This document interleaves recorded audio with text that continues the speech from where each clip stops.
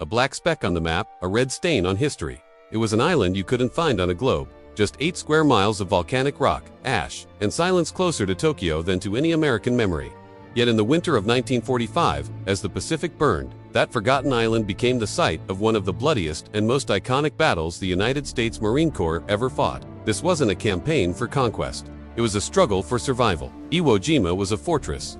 Beneath its black sand and sulfur vents, the Japanese had carved out an underground world. Tunnels, pillboxes, artillery nests, an entire city of war, hidden beneath the earth. Watching over it all was Mount Suribachi, standing guard like a sniper's eye. When the Americans arrived, they brought everything: battleships, bombers, tanks, and nearly 70,000 Marines. They believed they could shatter the island in a matter of days. But Iwo Jima didn't break. It swallowed men whole. It turned heroes into ghosts. In its scorched sands, the meaning of sacrifice was rewritten. This is not just a story of war. It's about the price America paid for victory and the men who paid it. This was Iwo.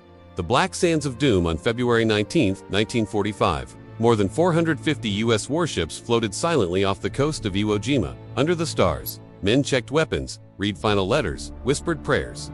At dawn, the invasion began. The black beaches of Iwo Jima were not sand, but soft volcanic ash. Marines sank to their knees. Tanks bogged down. Foxholes collapsed. The terrain betrayed them. For an hour, there was eerie silence. Then the island exploded. From hidden bunkers and caves, the Japanese opened fire.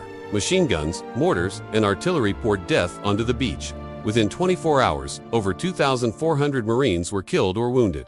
Mount Suribachi stood above it, all watching, silent, unshaken. The Black Sands were only the beginning. Surrounded from below, American forces expected a conventional battle. They were wrong. General Kuribayashi had designed a defense like nothing before. No resistance on the beach, no banzai charges. Instead, he built 11 miles of tunnels, bunkers buried into the rock, and gun emplacements invisible until they fired. The Marines found themselves surrounded, not from above, but from below. Enemy troops vanished into the earth, reappearing behind friendly lines. Every ridge was mined, every trail a trap. At night, the Japanese struck without warning. Sleep was rare. Trust in the ground beneath their boots vanished. As one Marine put it, "We weren't fighting men, we were fighting ghosts." Suribachi rises. Mount Suribachi dominated the battlefield. From its summit, Japanese spotters called in artillery with deadly precision. The 28th Marine Regiment was ordered to take the mountain. The climb was slow and deadly. The ash gave way beneath their boots. Snipers fired from invisible holes.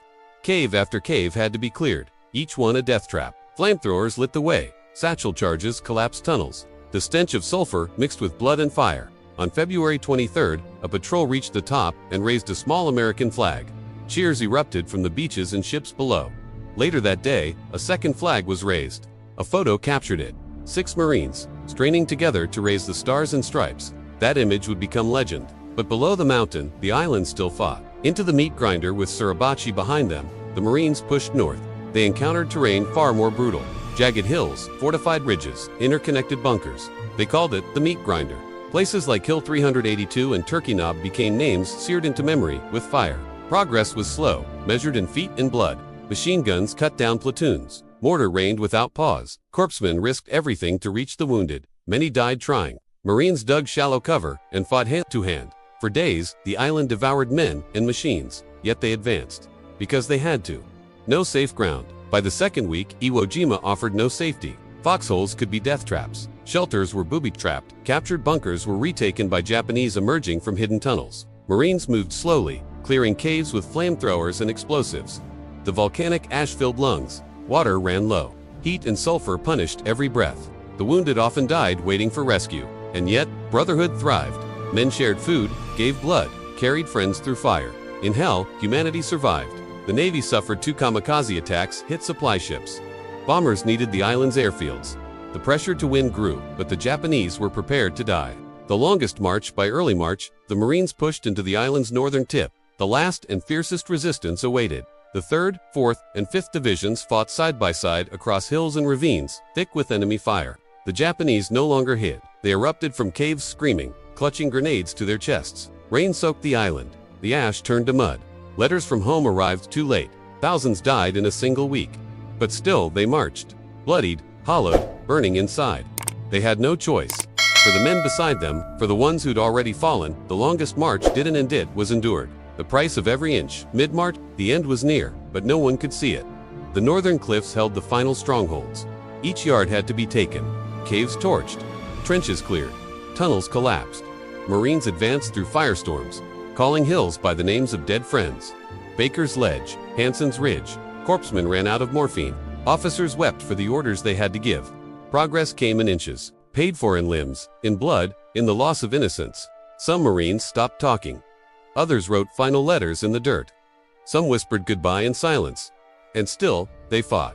The final tunnel, March 25th. Iwo Jima was almost silent. Almost that night, over 300 Japanese launched one last banzai charge, attacking the rear areas where engineers and clerks slept. The front lines were overrun. Chaos reigned. Hand-to-hand combat returned. Marines fought with rifles, knives, and fists. It was the last great scream of the defenders. By dawn, the assault was crushed. Over 100 Americans were killed. The last Japanese tunnels were bombed shut. General Kurabayashi died with his men. He had led them to the end. There were no flags, no cheers, only silence. The island was declared secure. Ashes in memory, the battle ended, but the war did not. Iwo Jima had cost America nearly 26,000 casualties. Almost 7,000 never came home. For the Japanese, nearly all perished. Fewer than 200 surrendered. The island became sacred ground. Its capture allowed bombers to land safely, saving thousands more lives. But for the Marines, the victory was personal. It had been earned in ash and agony. The men who survived carried Iwo Jima with them forever, in their silence, in their scars, in the way they stood when the flag was raised. Where the flag still flies today, Iwo Jima is quiet. The winds still howl. The bunkers are rusted. The tunnels caved in. But history lingers. The men who bled there are old, or gone. But in every Marine boot camp, every memorial, every image of that raised flag, what happened on Iwo Jima lives on. It was not just an island. It was a crucible. And while the world may change, the truth remains. Freedom was paid for in ash and blood. Never forget the island that would not die. Never forget the men who would not fall. This was Iwo Jima, and it belongs to history now. Forever,